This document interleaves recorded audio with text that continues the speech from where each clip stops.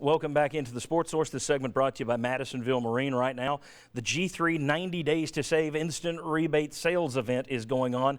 Get $750 to $1,500 back depending on the model of G3 boat you buy right now. Eagle, Sportsman, Bay, even Suncatcher Pontoons at Madisonville Marine. And I tell you who has a G3 from Madisonville Marine. One Mr. Bob Hodge, who's back with us, along with Jimmy Himes, Mike Griffith, Chuck Cavaleris, who I'm going to allow to talk in this segment. Here we go, 3/4 of the way through the season. Has your view changed from the beginning of the season on whether or not Butch Jones can get Tennessee to an SEC title? We're not talking East. I'm talking somewhere down the road. Is he going to win an SEC championship at Tennessee? In the first 3/4 of this season, has your opinion gotten better on that front, worse on that front, or is it about the same? To me, it's about the same. And the one thing to remember, too, is they've been beset by a lot of injuries along the way, but I still think he can win an East Division. I believe that. What I don't know is whether he can win an SEC championship, and that's not necessarily an indictment on him. It's an indictment on that guy that coaches at Alabama. Yes. I don't know who in this league can win one with him right now, but it really hadn't changed. I think Butch Jones can win an East title. I think he can get Tennessee to an SEC championship game. Just don't know whether he can win it. I'm going to go slightly worse, and it's for a very specific reason. I think that Butch Jones and his offense, some of the things that were talked about earlier in the show that could have been done, that the injuries take a lot of this off. But certainly. Still, you could have done things with your playmakers. Talk about real quick one kid, Juwan Jennings. I'm going to go into a game with a plan that Juwan Jennings is going to touch the ball more.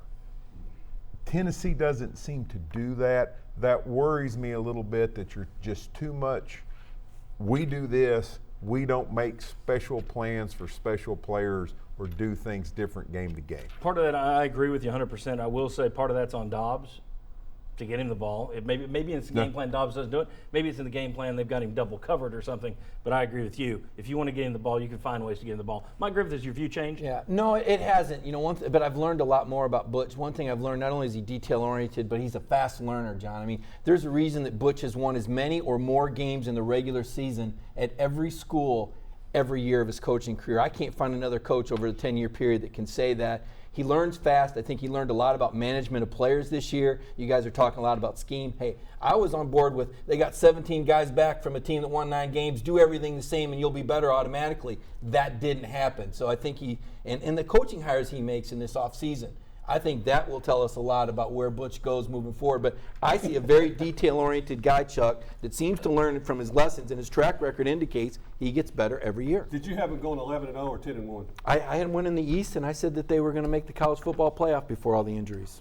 Mine's slightly worse, and I just don't think what you do, especially offense, is good enough to get to the SEC championship celebration. I think it may be good enough to get there, but I don't think it's good enough to win. All right, let me ask you this. Slightly worse guys, Bob and Chuck. If Tennessee makes it to Atlanta, everything's flipped around. Now you're right back in the spot you were before South Carolina. If Tennessee reaches Atlanta, does your feeling change back?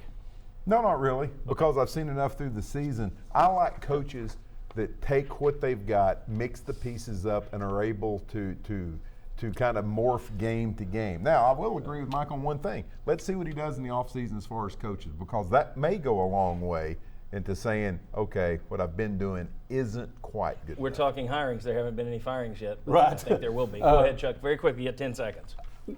It does in a way, but if you get to Atlanta, you're probably going to be an 18-point underdog. So that tells me there's still a pretty long way to go. I go back to Jimmy there. I think most teams in the country are going to have an 18-point deficit against Alabama. All right, when we come back, the SEC East raced. Where does it stand? And the race, not just the raced. Where does it stand? And also tiebreaker scenarios. You can have a 6-way tie. We'll tell you who'd win that. Come on back.